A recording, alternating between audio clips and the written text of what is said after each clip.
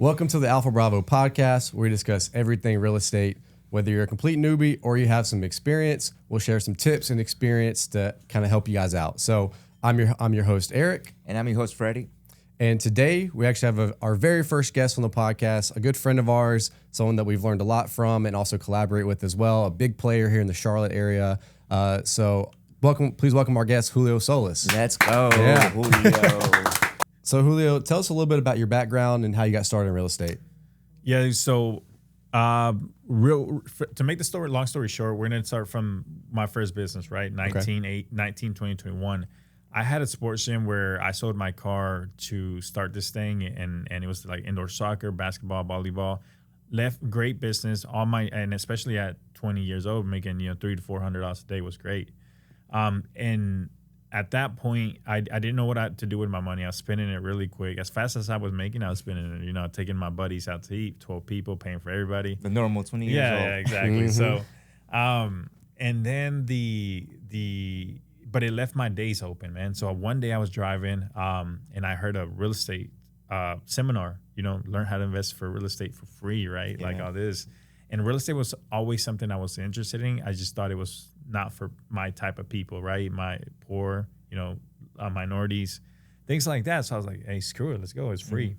So, and I'm from a small town. It's about an hour away from Charlotte, and I never left that town. For me, I grew up there, lived there, and so it was my first time being in Charlotte at that point. And so for me, coming from a small town with less than 20,000 people to a city like Charlotte, I was like, holy this is cool, right? Yeah. So I was number one, and then I went to the seminar, learned a lot, got obsessed with it, and so it was a 3-day seminar: Friday, Saturday, Sunday. Sunday night, I got home and I was like, "Hey, Mom, I'm moving to Charlotte," and she's like, "Yeah, whatever," right? She was like, she thought I was crazy, so because I've always been that way. But then I woke up Monday morning. Left the house, came back with a U-Haul truck, and then she's like, "Oh shit, You were serious this time. I was serious." Nice. So that happened, dude. I packed my stuff up in a day, moved over here, didn't have anywhere to live, work, anything. I was just rented a hotel. A hotel for a week, 2 weeks while I got an apartment, and I had a little bit of money saved up for my business, dude. And I thought that was gonna be enough to buy a house and flip it, which I had no idea what I was doing, dude. At this point, I was 22. 23, something like that. And I realized real quick that I wasn't going to have the money to compete, or at least the knowledge, because you need some money, but you don't need a lot to be able to compete with it. You just got to be more creative or open-minded than most people. Even though there was companies that I was willing to work for free because I had money, I didn't need money, but I was willing to learn. But most people didn't even give me that chance or let me in the door for whatever reason that was. So then I was like, okay, I can't flip houses. Was the next thing I can flip, which was cars, dude. So I bought cars on Craigslist. I flipped them really quick to make money, and that took off. It got to the point where I was selling, 5 to 10 cars a week out of my apartment complex. Wow. And it got really bad to where I was having 18 cars at my apartment complex. They started towing most of them. It was crazy, dude. But I got to the point where at one point we had 2 car lots, 3 car lots. And I got burnt out, man. The 2019 was a year for me that was, for whatever reason, I was done. Something happened, dude. The lady came in complaining about a car that she bought 6 months ago about an eco light turning on and off. Windshield wipers being too loud. The eco light's normal. The windshield wipers was, an $18 flip. Yeah. I was like, lady, if you don't get out of here. But for whatever reason, that specific time, I was just done. So, I went online and it's like, how can I get started in real estate without having any money? At this point, I'm a little bit older. I've been selling cars for 4 or 5 years with dealerships and stuff like that. So now I know a lot more sales skills, negotiations, buying, selling, all this. So we all know what popped up, right? When we figured out let's start because that messed up. So we all realize, we all know what pops up when we look up how to get started in real estate without money, right? It's wholesaling. Yeah. So wholesaling, Max Maxwell came out, and I I got obsessed, man. I got obsessed. I started like listening to it when I was working out, going to whatever I was doing, working, going to the gym, working out, cooking, eating, Obsessed. sleeping. You were just I listening was to Max obsessed. Maxwell? Yeah. Well, Max Maxwell, what's his name? TTP, Brent Daniels. Yeah, Brent Daniels. All those guys, dude. I got obsessed. I was listening to it 24/7, and people like to complicate things a little more than they should. And it's literally do what they say, man. That's it. Do exactly what they say, and you're gonna be successful. It's gonna happen in different ways for different people, but the process will be the same for most of them, right? It might happen in different terms of time. But other than that, man, I just started doing what they told me. Now, for me, I don't really like telling this part of the story because I don't want to do false expectations for most people. But like my first deal, I got it in 2 weeks, right? So in 2 weeks, I got my first contract. 2 weeks, 3 days later, I signed it. 2 weeks after that, I closed on it and made $7,000. Even though I did everything wrong, I still made $7,000. But knowing what I know now, or taking somebody with me that knows what they were doing, I would have made $20,000 to $30,000 instead of the $7,000. I think like your background is a lot. You've been an entrepreneur your entire life. You start a business, you develop business, you eat from that business, and you move on to the next bigger thing, right? Yep. So you move the car sales to the flipping houses into real estate. What has been the one similar thing from all those businesses that has helped you in real estate? Because like you said, I pushed the deal in 2 weeks, but I could have made more. But you made everything incorrectly. But I think you made just one. If you could make one thing right, is the action, right? Yeah. Because you was measuring your risk. Yeah, always. I think the thing for me and that sets me apart is that I take massive action, dude. While most people are thinking about it, want to learn about it. Dude, the first contract I signed with the lady, I was YouTubing how to sign a contract in front of the lady, right? And I still signed it wrong, right? I put myself as the buyer, the seller, and her as the buyer. Yeah. Harry like ripped it up right in front of me. And he like highlighted where to sign it, how to go back and sign it again, like all these things. So it was I definitely learn on the go, right? I'm not the type of guy that's gonna sit and study and learn and know what to do. I'm just gonna get on the bike and figure out how to ride it. You learn more by actually doing. Yeah, exactly. And it sounds like, you've had a lot of these small, like these micro failures as well, right? Like you signed a contract wrong. Okay, learn that lesson. Let's sign it right this time. I left some money on the table. Maybe I could, what I'm saying? So like you learn through taking action, and then after that you can reevaluate. Okay, what am I going to do better the next time? Exactly. Right? And so I think that's one thing that I definitely noticed in you very early on, because as soon as you have an idea, it's like, all right, let's do it. Like, there's no thought behind it. It's like, yeah, let's do it.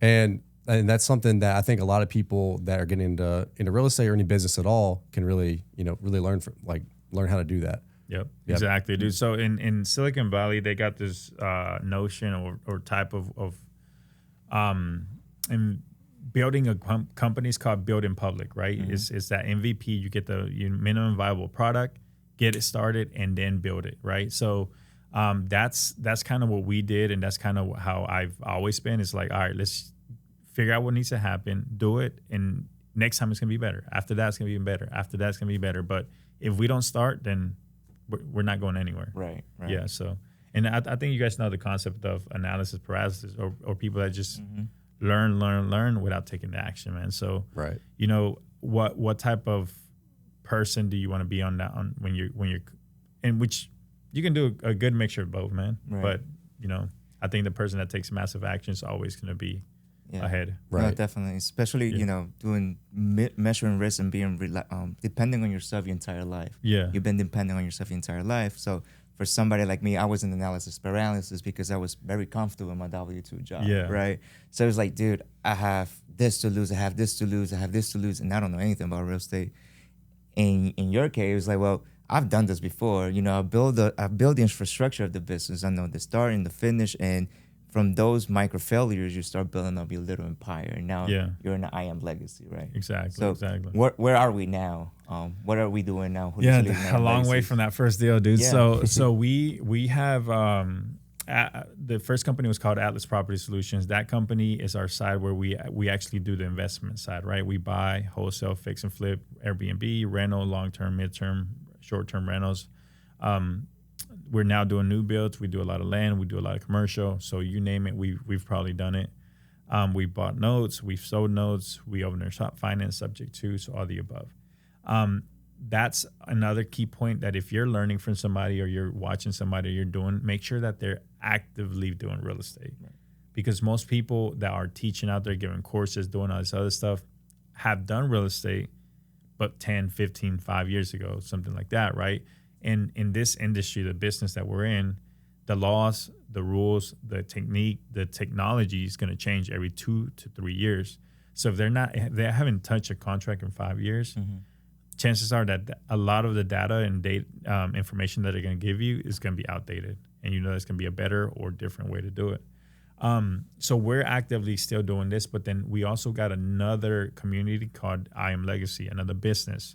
That side is our educational side. On that side, we teach people how to do this.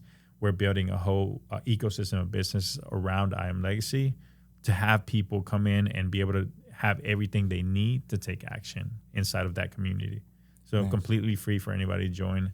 And we'll have, the companies, the technology you need, the contracts, insurance, lenders, everything you need to do your first 10, 15, 20, 30 deals. Nice. So this educational aspect of the business is mostly geared towards the Hispanic community. Is that right? Or for now, yes. So it's I Am Legacy, and then you have I Am Legacy in Espanol. So it's two different sides, obviously, for the language barrier. Because the information that I was able to learn from on YouTube is not available in Spanish, right? So that's why we started in Spanish. The barrier to entry, I'm assuming, was lower, and that's why we did it. But we also have I Am Legacy that is guided to English speakers as well. So that side is a little slower because we're focused on the Spanish side. It was the easiest one to grow first, but then we're also at the same time using that to grow the English side as well. So nice, very cool. So from your first contract until where you're at now, think back, what's one of the hardest obstacles you had to overcome to get to where you're at now, or something that, you think back and it's like, wow, I can't believe I got over this. This was tough. Dude, for me, it's the one thing I need to work on, and I still haven't got over it, man, is organization, right? And also the focus on a specific task for me is a little difficult because I'm the bigger picture thinking guy. So if you ask me to do one thing, it's going to be really hard because there's a million things that I'm focused on at the same time. So that part, I still haven't figured out how to do yet. But if we're talking about things that I've overcome, I think it's just thinking bigger. At first, I don't know if you guys remember this, but at first, $5K, $10K, $100,000 contract, $150,000 contract was a lot. I'm like, shit, where am I going to get the money from? What am I going to do if I can't buy all this? And then I was like, well, I'm going to go outside of Charlotte to smaller markets so I can find those $50,000 deals that I feel comfortable in. But then I was like, all right, if I can do that at $50,000, why can't I do that at $100,000, $150,000, $300K, $400K, or deals bigger than that, $3 million deals that we've done. So it's just getting rid of that block in your mind that it's all right, if you can do it here, you can do it at any level, right? Yeah. So I think that's a bit major holdback for a lot of people. I don't know if you guys went through that. The mental shift of okay, well, let me see if I could do it. And you did it, proof of concept. Yeah. A lot of people go through that, and I feel once you come out on the other end, you're going to come out more confident about yourself because you put a risk and you was betting on yourself. So whether you fail or succeed, I feel, still feel proud that you took that step, because a lot of people just lack of that, just the action. We have a massive action taker. Yeah. They're just going, and we figure it out along the way. So I think that's pretty dope if you're trying to grow. One of the things that we see here as entrepreneurs is the leveraging responsibilities, right? So you say you're big on the bigger picture. So how you go about just leveraging responsibilities in your organization, and how we just was able to stay comfortable? So I would say we got a mid-sized team, man. It's a small team, but it's full of really good people, rock stars, man. We want to keep it that way, and we're trying to leverage technology, trying to leverage a lot of systems that we see a need for, and we're trying to create a lot of things that we're going to be using in the future as well. Got great partners that that we have within the business and great team members inside of the business as well. It's not perfect by any means, dude. There's still a lot that we're working on, but we're definitely, moving in the right direction. Nice. Yeah. I love that. So from where you're at right now, I mean, you talk about you're very much the visionary of the team, right? You're kind of like you have all these plans. What's your vision for, next 5 years, 10 years, or the ultimate vision, I guess, for, I Am Legacy, for everything you got going on? Yeah, dude. So I like I said, we've grown a lot in the past 4 years. We've done a lot. We've done over 300 contracts, bought and sold. A lot of different connections that we made. And we have business coaches, we have attorneys now, we have all this that are guiding us the right way. And I think where this has slowly evolved for me is like, okay, now we have this community, the I Am Legacy community. Most people would try to take advantage of that community right now. But instead of doing what most people do, like we were talking about, we want to do something completely different. We're going to build a community, the businesses that profit, that benefit from communities like that, like your hard money companies, like your insurance companies, like your financial education businesses, right? Your events, your courses, your things like that people are going to use and need anyways. So why not build those businesses that they already trust us, right? They already have that connection with us. So why not build businesses that they can also use? So building that ecosystem of businesses that one is feeding the other. And then the goal is that as of now, we got an 8 to 12 year exit on that plan for a large amount of money that we are trying to get to. But we're going to change a lot of lives in the meantime, and we're going to help a lot of people. So yeah, we're excited. We're excited. Definitely. I represent a lot of Hispanic buyers, and always telling me, you got to come to the I Am Legacy meetup. And they go there and they're just learning new stuff, right? Yeah. So I'm very big in my Hispanic community too. So we do the renovations of the home, but we lack of the knowledge. We lack of how we go and raise private capital. We lack of the loans that are out there, of just the equation of the whole fix and flip, right? Of the of real estate. But with this product out there, you just invited somebody to come in and feel comfortable. There's a lot of people just like them starting from the first ground.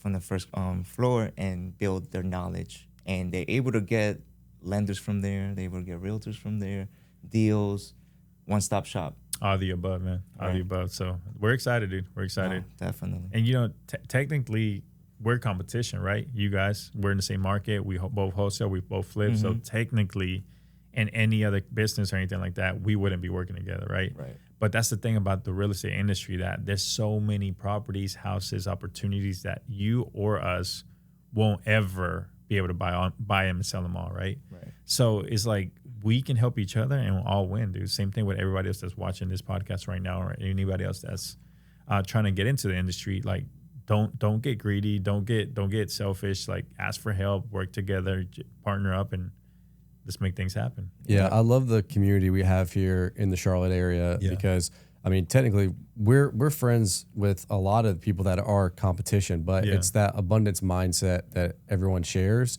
and everyone can benefit from. Yeah. And if you don't have that mindset, I mean, there are people that we both know where it's like, hey, word gets around fast if you screw somebody over or something. So, just do right by people, be ethical, do good business, and you'll make a lot of friends along the way, as well as everyone can succeed, right? So I do want to ask one more question here. So if you can give a piece of advice, like the best piece of advice you can give to someone that's just getting started in real estate, don't really know where, I've heard about wholesaling, I've heard about flipping, I've heard about all these different things, but they're in that analysis paralysis phase. What would be the best piece of advice you can give to someone that's just getting started in real estate?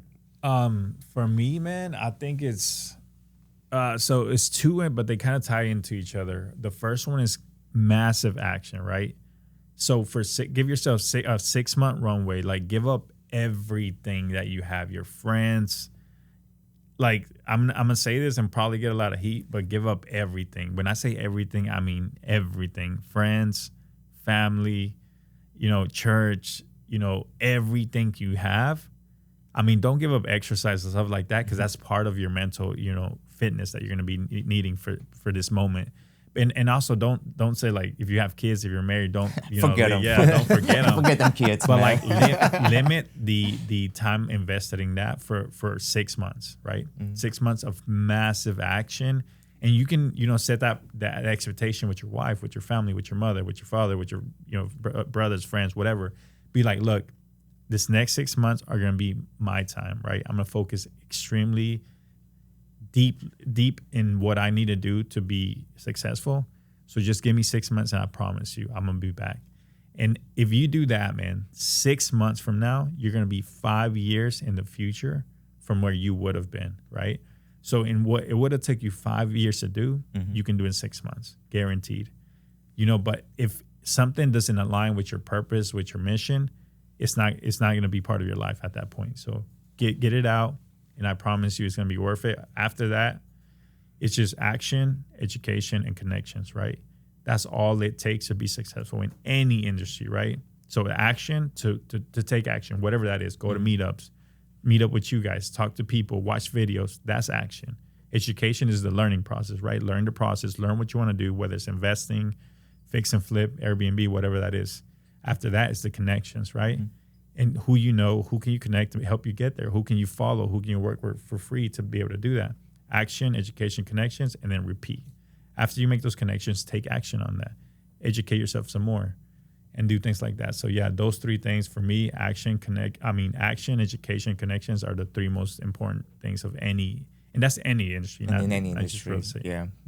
And I was, off camera, I was talking to you. We just finished doing the Hora del Café with you, and I asked you, how many times have you missed? She's like, none. I have not missed not one episode, which is amazing to me because I see you travel, do a lot of events across the United States. I'm like, you never missed not one of those. So that's a commitment, it's a big commitment. So how do you stay committed to that goal and just like every week? It could be as small as every Thursday I do La Hora del Café, but it takes a lot, right? A lot of preparations before and after and during the La Hora del Café. So how do you stay committed to that one goal and be disciplined? So that's a good question, bro.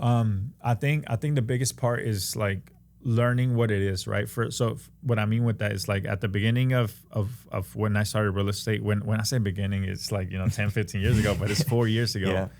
And this is gonna be a different timeline for most people, but for me at the beginning, I didn't have a purpose, right? It wasn't a purpose. It was survival. I just needed to survive. I went 3 months without electricity at the house, right? Like things like that. So it was survive. I had goals. Like, all right, my goal was to have $1 million in the bank account, 15 houses, stuff like that. You have goals. When you get to those goals, when you get past that, when you get to a point where you're now okay, then you got to figure out what your purpose is, dude. Okay? Your purpose is way deeper than your goals, right? So we all have goals, but if you're only driven by your goals, the first bad experience or bad loss or bad anything that happens to you, you're going to give up because your goals are your goals, right? They're not going to drive you as much as a purpose will. Your purpose is not going to stop, right? Your purpose, no matter what's happening that day, you're going to do what you got to do to make it happen, right? So my purpose is to make a difference, to change lives, to change the mindset of entire generations, dude, and show people what is possible, and do as much change as we can while we're alive. So that's probably why. So the purpose, but it's been evolving with time, dude. So it's not something that you're gonna have day one. So right. Yeah, I think a lot of our goals have actually changed. Even within our businesses, we have to reevaluate every year because we may learn a different strategy or something that's like, hey, we really enjoy this a lot more than this, or we see this can bring in a lot more. We can help a lot more people by doing this, or this can help out, bring in more profit. So it's a revolving, or evolving, thing. You have to always sit down with yourself and with your business partners and just kind of make sure everyone's on the same page, make sure everyone's heading the right direction, right? Yeah. And so as far as setting goals, I know a lot of people talk about goals. Some people set like really high, lofty goals, and then some people just set enough where just take a step, just take like, if I can get through this goal for today or this goal for this week, and then I can take the next step or next step. Like, how would you, go about goal setting for someone like that? See, dude, that's where I think most people get it wrong. They think it has to be one way or the other, or one's right, one's wrong. I think, because I've heard that from so many different ways. People that are like, hey, if you think this way, you're wrong. If you think this way, you're wrong. If you're doing this, you're wrong. If you're doing this, you're right, or you're right. But I think it's completely depending on the person, right? I think we're all different people, different humans, different mindsets, different ways we think. And I think that the fact that somebody says that you're wrong just because you don't think like me is a lot of the problem that we have, today in this country. But I think the two most important is goal setting or finding your purpose are two things that you need to know. Is where your starting point and where you want to get to, right?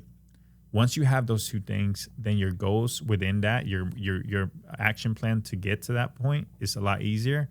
Because if you don't have a starting point, like a GPS, you're never going to know where to start from. And if you don't have an end goal, an end address, you're never going to know where you want to get to. So once you have those two things, because we're all starting in different positions. You might start with money. I might not start with money. I started with no money. Once you have those two things, then you can make a plan of action, dude. Whether that is big steps or little steps is depending on what you need, right? What type of mindset you have. So, I don't want to give one way or another. I think, make those two things and then make a plan of action to get there. Whether it's calls, whether it's knocking on doors, whether it's going to meetups, going to events, different things like that. Nice. Right. I definitely think, everyone is different. Everyone has a different mindset. Everyone has a different personality. And it's okay because the thing is, though, I think in the beginning when you're first getting started, like you mentioned earlier, you said just do what the gurus say, because those beginning steps work. Because when you first get started, you're starting from zero. Yeah. So survival. Exactly. So you need to absorb as much as you can and implement those steps. And then once you kind of get your feet off the ground and you kind of like, okay, I kind of get, I kind of get where I'm going. I have a plan of action. That I think is whenever you kind of switch to, okay, like what is it that I'm needing in my business, and let's start, looking into myself, me and my business partner. We start figuring out our route, because everyone's gonna have a different route to their path to wealth, right? Yeah. And I think that's something that's big, because a lot of people they just are always going to be looking for the next person to get that information from, and they're always going to be there's this new guru out who's pitching this. I got to start doing this, or there's this new guy, and they don't actually take the responsibility themselves to be like, okay, I'm the decision maker. I'm going to do what feels best for my company. So, at what point, like, did you ever? How was that?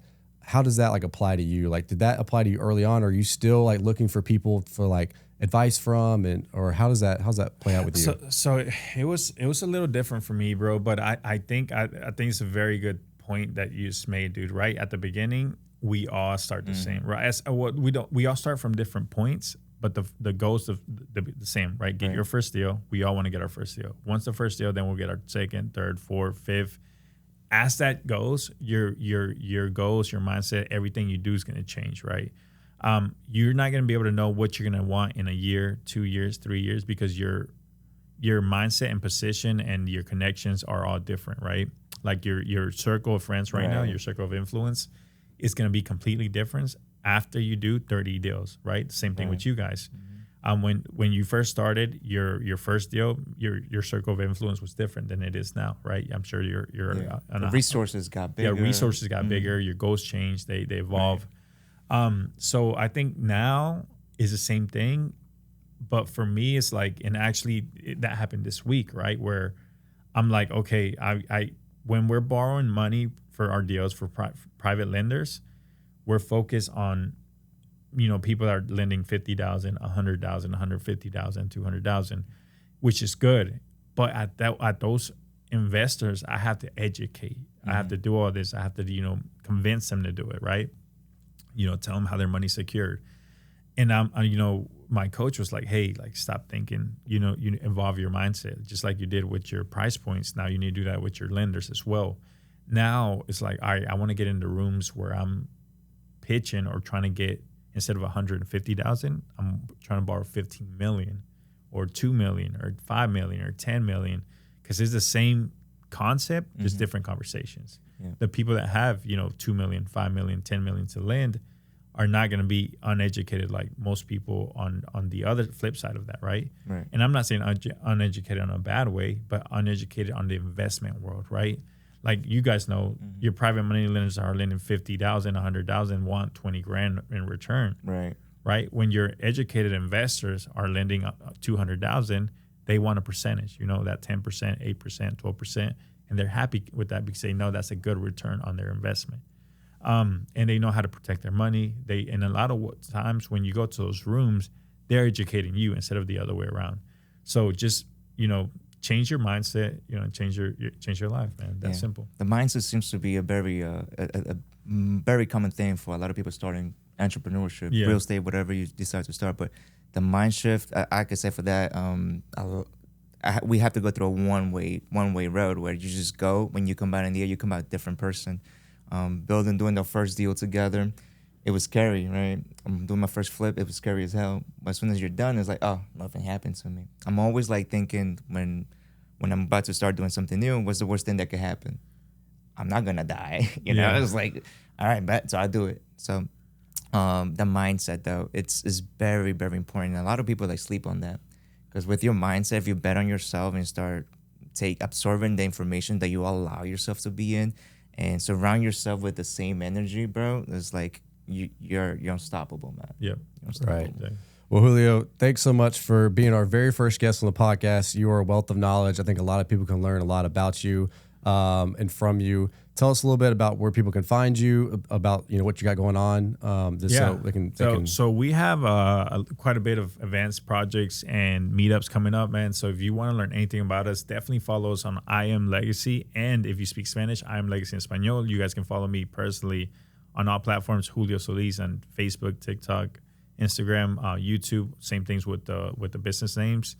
If you guys want to partner up, buy a deal from us, sell us a deal, we do all the above. So looking forward to seeing you guys. Awesome, Julio. Thank you for coming over here, man. Anytime, Gotta have you another time. We have a part 2, man. That's right. And as always, guys, please like and subscribe to Alpha Bravo. You can follow us on Instagram, Alpha Bravo NC, our website, www.alphabravoproperties.org. And until next time, guys.